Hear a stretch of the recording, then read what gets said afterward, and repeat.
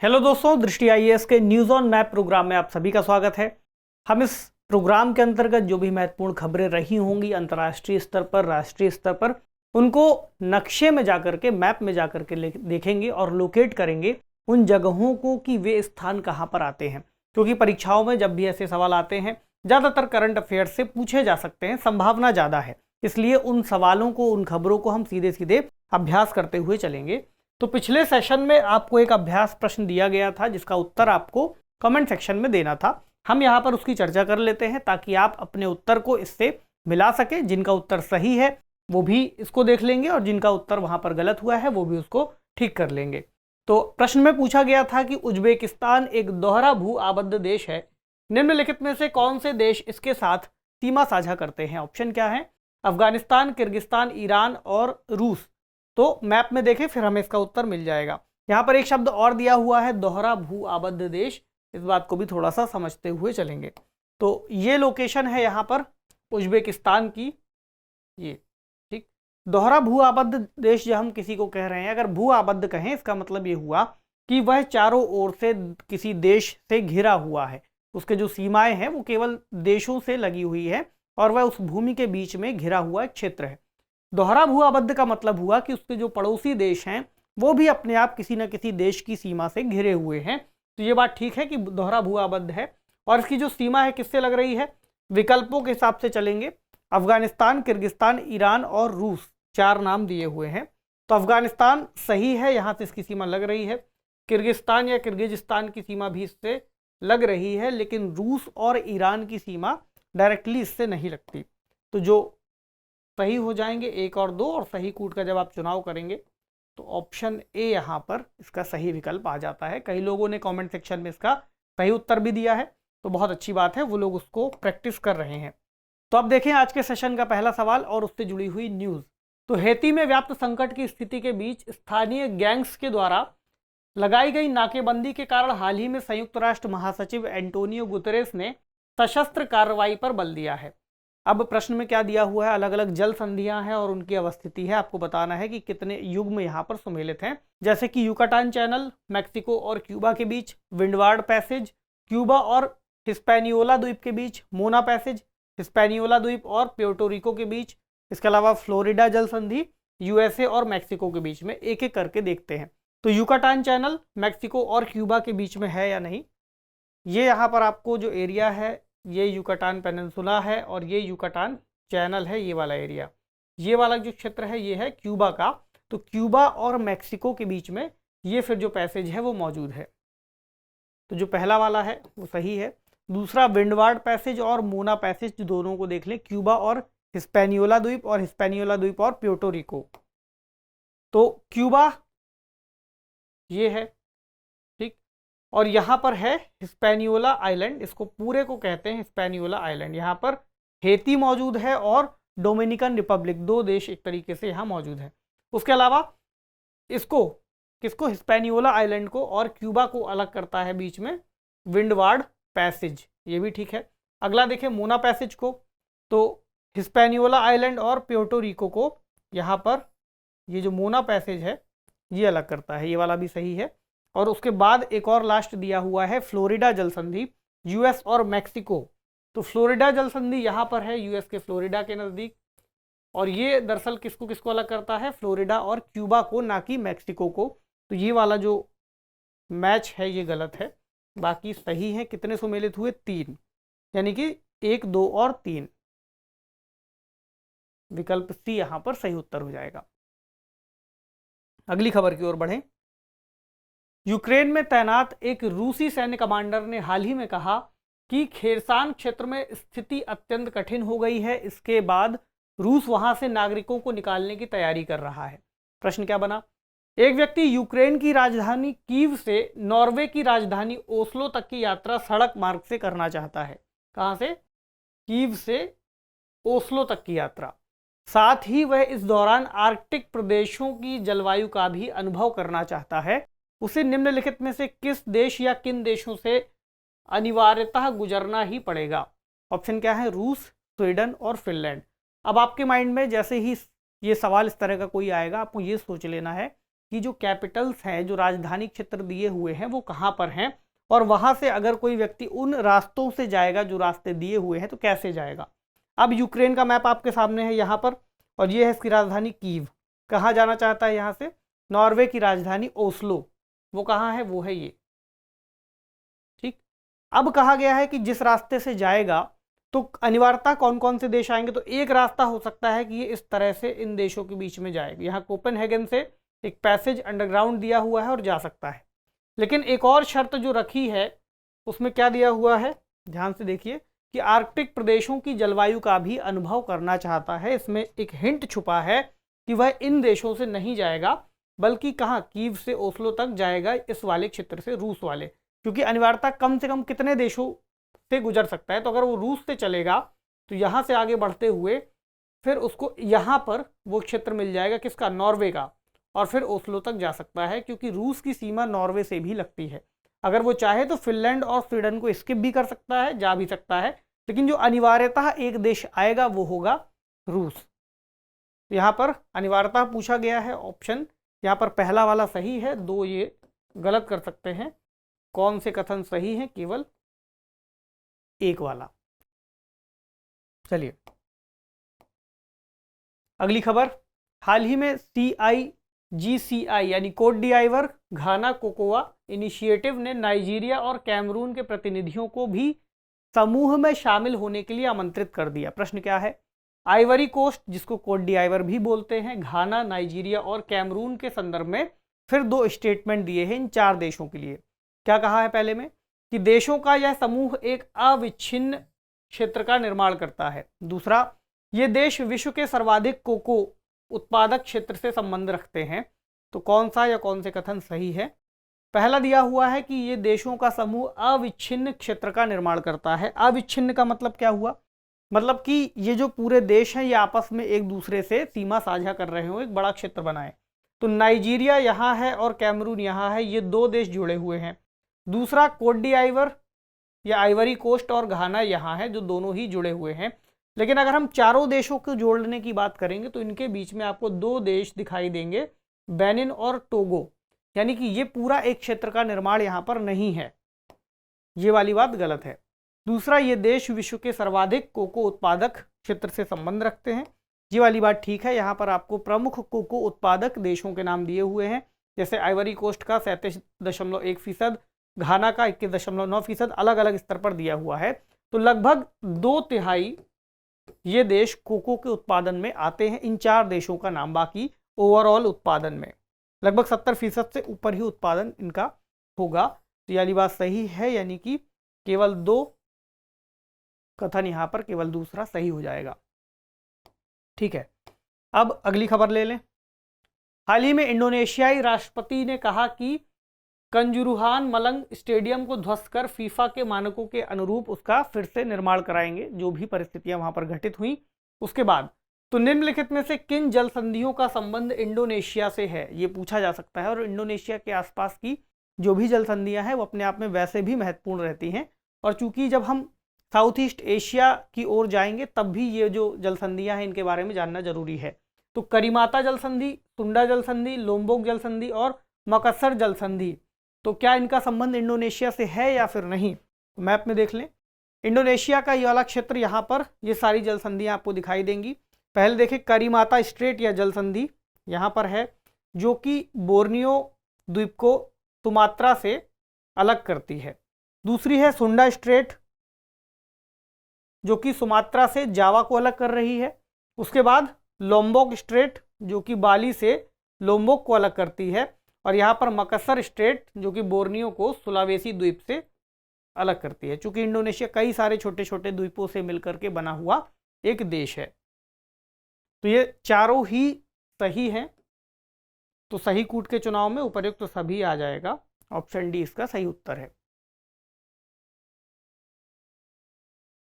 अगली खबर। हाल ही में ऑस्ट्रेलियाई विदेश मंत्री पेन्नी वोंग ने एक बार फिर द्विराष्ट्र सिद्धांत का समर्थन करते हुए इजराइल की राजधानी पश्चिमी जेरूसलम के बजाय तेल अवीव को माना है। अब एक सवाल इससे भी बना ले। एक व्यक्ति कैनबरा से तेल अवीव तक की यात्रा करना चाहता है। अपनी यात्रा का आरंभिक कुछ हिस्सा वह ट्रांस कॉन्टिनेंटल यानी ट्रांस ऑस्ट्रेलियन रेलमार्ग से तय करता है तथा इस रेलमार्ग के पश्चिमी छोर पर पहुंचने के बाद अपनी बाकी की यात्रा एक जलयान से पूरी करता है। इस दौरान वह किसी भी यूरोपीय देश के निकट से नहीं गुजरना चाहता है। तो बताइए कि कौन सा जो जलराशि है उससे वो अनिवार्यतः गुजरेगा, किस रास्ते से जाएगा। ये सवाल थोड़ा सा पढ़ने में टफ लग रहा है लेकिन ये बहुत आसान सा सवाल है।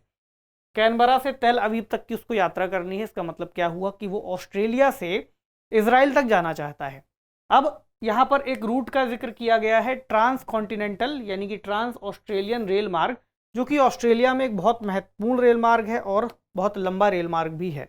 तो अगर उसकी यात्रा आप यहाँ से शुरू करेंगे तो यहाँ से होता हुआ वह, क्योंकि ये ऑस्ट्रेलिया के पूर्वी हिस्से को पश्चिमी हिस्से से जोड़ने का काम भी करता है, ट्रांस ऑस्ट्रेलियन रेल मार्ग, जो कि एक समय पर अपने आप में बहुत बड़ा रेल मार्ग माना जाता था, विश्व के बड़े रेल मार्गों में भी शुमार होता था। इसके लिहाज से इतनी यात्रा वो कर लेगा, यानी कि पर्थ तक आ जाएगा, यहाँ तक कोई दिक्कत नहीं। अब दिक्कत होगी पर्थ से, फिर जब हम उसको तेल अवीव तक ले जाएंगे। इस मैप में देख लेते हैं, यहाँ से यहाँ तक तो चलिए वो रेल मार्ग का इस्तेमाल करके पहुँच गया। अब पर्थ से जाएगा, उसको जाना है तेल अवीव। एक रास्ता वो ले सकता है ये वाला, साउथ अफ्रीका के दक्षिण से होते हुए घूम करके फिर वो यहाँ से तेल अवीव जा सकता है। लेकिन यहाँ पर क्या है कि स्पेन और स्पेन के कुछ क्षेत्र आएंगे जो कि यूरोपीय क्षेत्रों के अंतर्गत आ जाते हैं, तो यूरोपीय क्षेत्रों से वो जाना नहीं चाहता।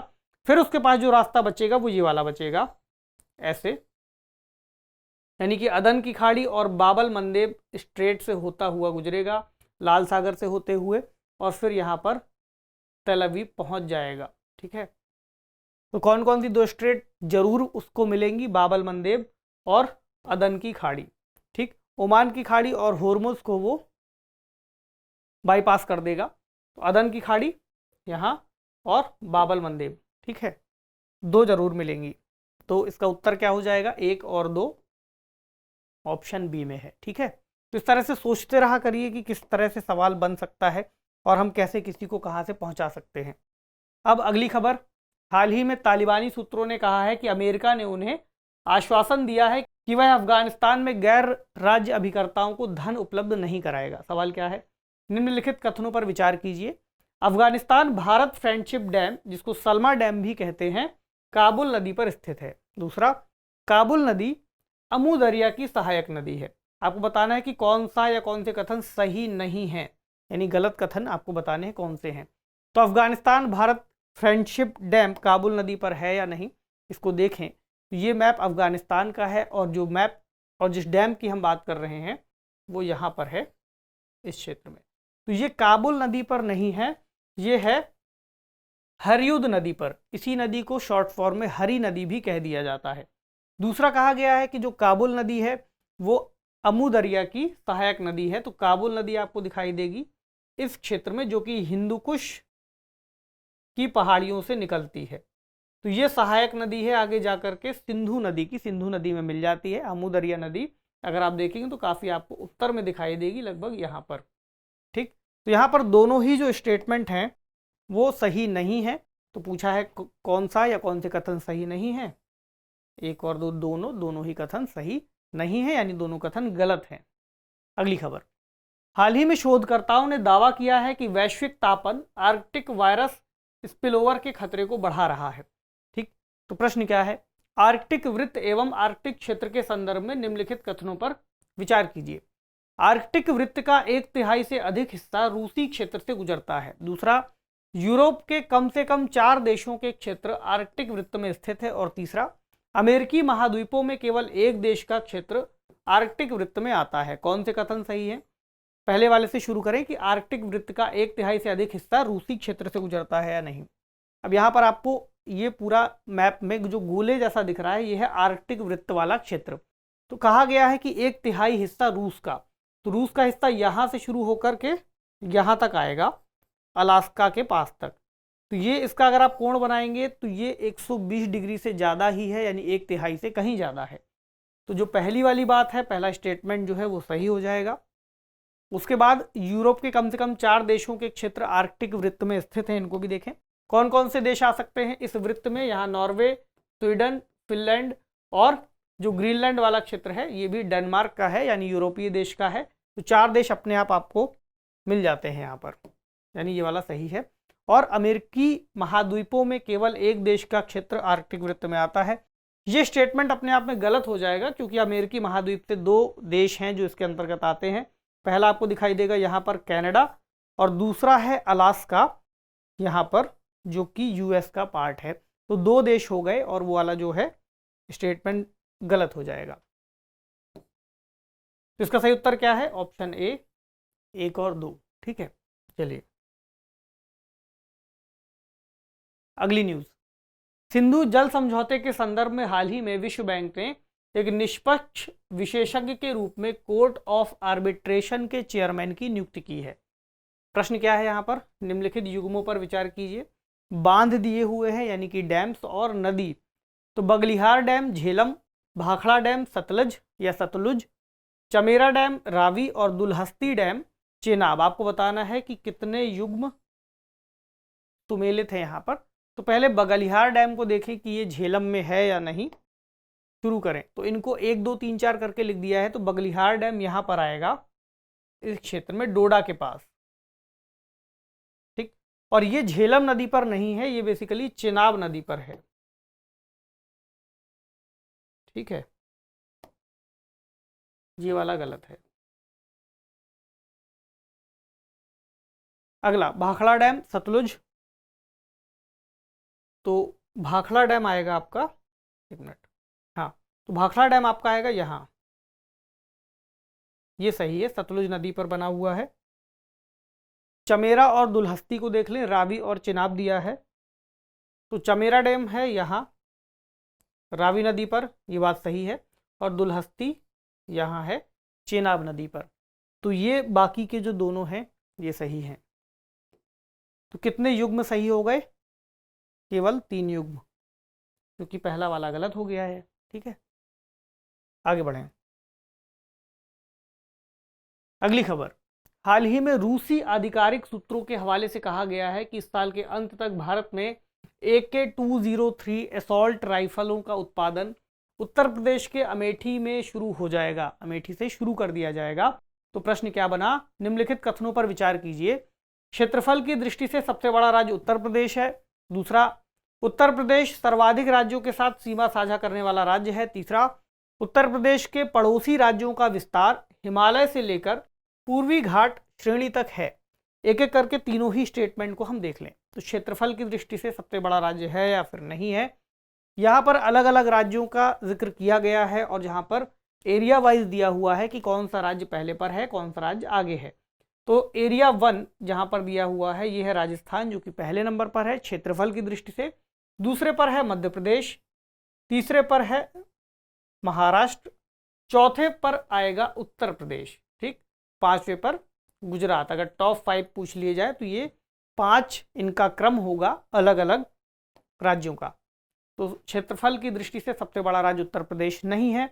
उसके बाद दूसरा कहा गया है उत्तर प्रदेश सर्वाधिक राज्यों के साथ सीमा साझा करने वाला राज्य है। तो ये वाला स्टेटमेंट सही है, क्योंकि उत्तर प्रदेश की जो सीमा है 8 राज्यों से लगती है। किससे किससे? उत्तराखंड, हिमाचल प्रदेश, हरियाणा, राजस्थान, यहाँ पर मध्य प्रदेश, छत्तीसगढ़, झारखंड और बिहार। 8 राज्य हो गए, सबसे ज़्यादा है। उसके बाद कहा गया है कि उत्तर प्रदेश के पड़ोसी राज्यों का विस्तार हिमालय से लेकर पूर्वी घाट श्रेणी तक है। इस बात को थोड़ा सा आसानी से समझ लीजिए कि ये कह रहा है कि ऐसा कोई राज्य जो इसका पड़ोसी है वो पूर्वी घाट तक सीमा साझा कर रहा है। तो पूर्वी घाट की श्रेणी आपको यहाँ दिखाई देगी हरे रंग से। इसमें ओडिशा और यहाँ पर के कुछ क्षेत्र शामिल हैं, आंध्र प्रदेश के, तेलंगाना के। अगर उस राज्य को आप देखें जो यहाँ तक जाएगा तो वो एक होगा छत्तीसगढ़, इसके अलावा और कोई नहीं होगा जो उत्तर प्रदेश के साथ सीमा साझा कर रहा है। लेकिन यहाँ पर जो छत्तीसगढ़ वाला क्षेत्र है, यहाँ तक पहुँचने के बाद एक नदी दरअसल यहाँ पर एक प्राकृतिक विभाजक के रूप में कार्य करती है जो इसको इससे नहीं जोड़ती, और उस नदी का नाम है सबरी नदी, जिसकी वजह से ये वाला जो स्टेटमेंट है ये गलत हो जाएगा। पूर्वी घाट श्रेणी तक नहीं है छत्तीसगढ़ का विस्तार यहाँ पर, और ये दरअसल गवर्नमेंट की वेबसाइट से लिया गया डेटा है। तो इसमें कौन सा वाला सही हो जाएगा फिर कथन? केवल 2, यानी जो ऑप्शन सी में दिया हुआ है केवल 2 ही सही है, बाकी के दोनों ही फिर यहाँ पर गलत हैं। चलिए अगली खबर, हाल ही में केदारनाथ में श्रद्धालुओं को लेकर जा रहा एक हेलीकॉप्टर खराब मौसम के कारण दुर्घटनाग्रस्त हो गया। प्रश्न क्या है, नदी संगम के नाम दिए हुए हैं, आगे दिया हुआ है मिलने वाली कौन कौन सी नदियां हैं। क्या दिया हुआ है, विष्णुप्रयाग, धौलीगंगा और अलकनंदा, नंदप्रयाग में नंदाकिनी और अलकनंदा, कर्णप्रयाग में पिंडर और अलकनंदा, रुद्रप्रयाग में मंदाकिनी और अलकनंदा, और देवप्रयाग में भागीरथी और अलकनंदा। आपको बताना है कि कौन से युग्म सुमेलित हैं। एक एक करके देख लें इनको, तो एक एक करके देख लें इन्हें। ये जो नीले रंग से आपको नदी दिख रही है, ये वाली, ये है अलकनंदा नदी। ठीक, इसके सहारे ही फिर बाकी नदियों का जोड़ हम देखेंगे। ये है विष्णुप्रयाग, यहाँ पर मिल रही है धौलीगंगा अलकनंदा से, ये वाला सही है। उसके बाद नंदप्रयाग, ये है नंदप्रयाग, यहाँ पर नंदाकिनी मिल रही है अलकनंदा से, दूसरा वाला भी सही है। फिर कर्णप्रयाग में देखें, ये है कर्णप्रयाग, यहाँ पर पिंडर गंगा यानी पिंडर नदी अलकनंदा से मिल रही है, तीसरा वाला भी सही है। चौथा रुद्रप्रयाग, यहाँ पर मंदाकिनी मिल रही है अलकनंदा से। उसके बाद देवप्रयाग, जहाँ पर भागीरथी मिल रही है अलकनंदा से। और फिर ये सभी नदियाँ आगे जाकर के गंगा नदी का रूप ले लेती हैं और गंगा नदी के नाम से जानी जाती हैं। आगे जाकर के प्रयागराज में यमुना नदी इसमें मिलती है और फिर आगे गंगा नदी बढ़ जाती है। तो ये सभी जो दिए हैं ये सभी सही हैं, यानी जो उत्तर होगा ऑप्शन डी, सभी युग्म यहाँ पर सही हैं। चलिए अगली खबर, हाल ही में आंध्र प्रदेश के चित्तूर जिले से लगभग 70 लाख रुपए मूल्य की लाल चंदन की लकड़ी जब्त की गई। प्रश्न क्या है, भारत में वनस्पतियों के संदर्भ में निम्नलिखित कथनों पर विचार करें। भारत में रबर उत्पादन के लिए अनुकूल जलवायु दक्षिण भारत के सदाबहार वनों के क्षेत्र में पाई जाती है। दूसरा, पूर्वोत्तर राज्यों में तापमान कम होने के कारण रबर का उत्पादन संभव नहीं है। तो कौन से युग्म यहाँ पर या कौन सा कथन यहाँ पर दरअसल सही है। पहले देखें कि रबर उत्पादन के लिए अनुकूल जलवायु दक्षिण भारत के सदाबहार वनों के क्षेत्र में पाई जाती है या नहीं। तो ये भारत का नक्शा है जिसमें अलग अलग स्तर पर जलवायु आपको दिखाई दे रही है। तो ट्रॉपिकल एवरग्रीन फॉरेस्ट यानी कि उष्णकटिबंधीय सदाबहार वन यहाँ पर हरे रंग से आपको दिखाए गए हैं। तो ये रबर उत्पादन के लिए अच्छे हैं, तो यहाँ पर रबर उत्पादन होता है, ये बात एकदम ठीक है, पहला स्टेटमेंट सही है। दूसरा, पूर्वोत्तर राज्यों में तापमान कम होने के कारण उत्पादन संभव नहीं है, ये वाला स्टेटमेंट गलत है। यहाँ पर आपको अलग अलग राज्यों के हिसाब से, श्रेणी के हिसाब से कि कौन सा राज्य कितना उत्पादन करता है उसका जिक्र किया गया है। पहले नंबर पर केरल है जो सबसे ज़्यादा रबर का उत्पादन कर रहा है, दूसरा है त्रिपुरा, ठीक, तीसरा है आपको यहाँ दिखेगा कर्नाटक, चौथे नंबर पर असम, पाँचवें नंबर पर तमिलनाडु, उसके बाद मेघालय और फिर नागालैंड और फिर मणिपुर 8वें नंबर पर। तो जो दूसरा स्टेटमेंट है ये गलत है। कौन सा कथन सही है, केवल एक, ऑप्शन ए में दिया हुआ है। ठीक है, आगे बढ़ें। हाल ही में तमिलनाडु के वेल्लोर जिले में कौंडिन्य नदी के किनारे बसे 20 गांवों को बाढ़ से संबंधित चेतावनी जारी की गई है। दक्षिण भारत की नदियों के संदर्भ में आपको कथन देखने हैं। पहला स्टेटमेंट, वेनगंगा और पेनगंगा नदियां गोदावरी नदी बेसिन का भाग हैं। दूसरा, दूधगंगा और पंचगंगा नदियां कृष्णा नदी बेसिन का भाग हैं। कौन सा यहाँ पर कथन सही है। तो चूंकि नाम ऐसे हैं कि इनमें तो कन्फ्यूजन हो ही जाएगी जब तक आपने इनको ठीक से बार बार नहीं इनका नाम और नदियों का मैच देखा होगा। तो वेनगंगा और पेनगंगा नदियां गोदावरी नदी बेसिन का भाग है या फिर नहीं, इनको देख लें। तो गोदावरी नदी ये है, यहाँ पर नासिक के पास से निकलती है और फिर आगे बढ़ती है किस ओर, पूर्व की ओर, और यहाँ पर आपको दिखाई देगी पेनगंगा और ये है वेनगंगा। वेनगंगा जाकर पेनगंगा में ही मिल जाती है और ये जाकर के फिर गोदावरी नदी से मिलती है, तो इसके बेसिन का भाग है, ये वाली बात सही है। दूसरा, दूधगंगा और पंचगंगा नदियाँ कृष्णा नदी बेसिन का भाग है, इनको देख लें। तो कृष्णा नदी का बेसिन यहाँ पर है और कृष्णा नदी कुछ इस तरह से आगे बढ़ती है, और यहाँ पर पंचगंगा नदी यहाँ है, दूधगंगा नदी भी यहाँ है, और ये दोनों ही नदियाँ कृष्णा नदी बेसिन का भाग हैं, ये वाली बात भी सही है। कौन सा कथन सही है, ऑप्शन सी, दोनों ही कथन यहाँ पर सही है। इसके अलावा और भी ऐसी नदियाँ हो सकती हैं जो दक्षिण भारतीय हैं प्रमुख रूप से, आप उनसे जुड़ी हुई जो संबंधित नदियाँ या फिर उनका जो बेसिन है उसको भी एक बार मैप में ड्रॉ कर ले या फिर बनाने के रूप में प्रैक्टिस उसकी करते रहें। जरूरी नहीं कि कोई सवाल यही वाला पूछ लिया जाए, सवाल कुछ और भी पूछा जा सकता है, लेकिन जो खबरों में है बेसिकली उसके चांस ज़्यादा रहते हैं, इसलिए उनको हम डिस्कस भी करते हैं। अगला प्रश्न और उससे जुड़ी खबर, हाल ही में सर्वोच्च न्यायालय ने कहा कि असम के कामाख्या मंदिर का रखरखाव ठीक से नहीं हो रहा है। प्रश्न क्या है, निम्नलिखित धार्मिक एवं सांस्कृतिक रूप से महत्वपूर्ण स्थलों को उत्तर से दक्षिण के क्रम में, यानी नॉर्थ टू साउथ, आपको व्यवस्थित करना है। सोमनाथ, अजमेर शरीफ, देवघर और श्रवण बेलगोला कहाँ कहाँ पर है? पहले आपको, अगर आप उत्तर से दक्षिण की ओर जाएंगे, नॉर्थ टू साउथ, तो आपको पहले मिलेगा राजस्थान वाला क्षेत्र यानी अजमेर। उसके बाद आप जब दक्षिण की ओर आ रहे होंगे तो आपको यहाँ मिलेगा देवघर, ठीक। उसके बाद गुजरात वाला यानी सोमनाथ, और फिर दक्षिण में श्रवण बेलगोला। तो क्या क्रम बना? 2, 3, 1 और 4। 2, 3, 1 और 4, यानी ऑप्शन सी में ये विकल्प आपको मिल जाएगा। तो ऐसे जो भी महत्वपूर्ण स्थान है उनकी लोकेशन उत्तर से दक्षिण, दक्षिण से उत्तर, पूर्व से पश्चिम या उसका विपरीत पूछा जा सकता है। अब एक प्रश्न जो कि प्रारंभिक परीक्षा सिविल सर्विसेज का 2017 का सेट ए का सवाल है, पूछा गया था। भूमध्य सागर निम्नलिखित में से किन देशों की सीमा है? प्रश्न में कौन कौन से विकल्प हैं? जॉर्डन, इराक, लेबनान और सीरिया, और आपको फिर कूट का प्रयोग करके बताना है। बेसिकली ये कह रहा है भूमध्य सागर किन देशों की सीमा से लगता है। तो सीरिया और लेबनान ये दोनों सही हैं, इराक और जॉर्डन ये दोनों गलत हैं, और ये फिर भूमध्य सागर का क्षेत्र है, ये वाला जो सफेद रंग से दिख रहा है। तो इराक और जॉर्डन नहीं है, लेबनान और सीरिया है। तीसरा और चौथा किसमें दिया है? ऑप्शन सी में केवल 3 और 4 दिया हुआ है। अब देख लें एक अभ्यास प्रश्न जिसका उत्तर आप लोग कमेंट सेक्शन में देंगे। प्रश्न क्या है, निम्नलिखित में से कौन से देश फारस की खाड़ी के साथ तट रेखा साझा करते हैं? बहरीन, कतर, ओमान और जॉर्डन। आपको बताना है कौन कौन से इसमें सही हैं।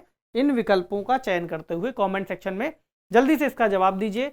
और आज के सेशन में जिन जिन प्रश्नों को हमने डिस्कस किया है उनको एक बार फिर से रिवाइज कीजिएगा, उनका अभ्यास कीजिएगा अपना मैप की नोटबुक लेकर के, ठीक है। तो उम्मीद है आज के सेशन में आपने कुछ सीखा होगा। त्योहारों का सीजन चल रहा है, अच्छे से पढ़ाई कीजिए, उत्साह के साथ त्यौहार मनाइए। इन्हीं शुभकामनाओं के साथ शुक्रिया।